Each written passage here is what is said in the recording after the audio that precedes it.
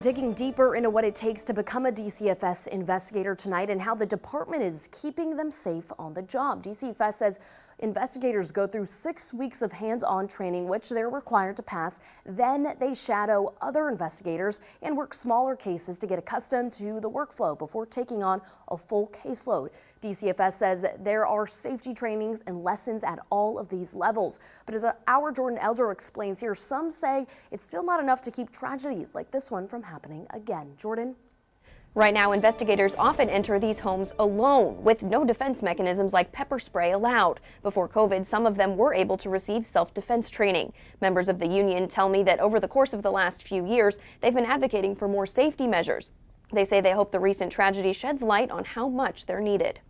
Deaths like Deidre Silas's are uncommon. An investigator killed while responding to reports of children in danger. But those in child welfare say harassment and even assault aren't uncommon at all. It can be extremely difficult and it can be dangerous. In the last 4 years, Ann Irving and other union members have been fighting for more safety measures as they work with DCFS. There's now security staff at every office. Workers could take a self-defense course before COVID hit, but they still want more. Irving says things like pepper spray and physical alarm systems are things investigators should have the ability to carry. Anything our members can get that increases their safety is something we're going to be pressing for. But Silas, like most other investigators, worked alone. They can step up the level of support they receive depending on the level of concern they have for the environment in which they're walking into.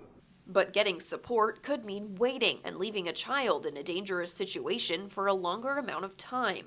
I feel like they're too willing to put their own safety at risk because they're so concerned about the safety of kids. We shouldn't put them in that position. In the wake of Silas's death, some have proposed requiring 2 people to go into the field instead of 1. But Irving says that should be up to the investigators themselves. What we want is the resources so they can make that decision and feel that they are timely responding to the needs of children.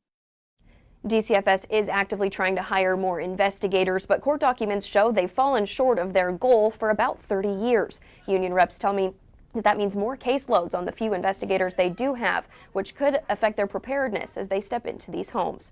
Reporting in the newsroom, I'm Jordan Elder. Back to you.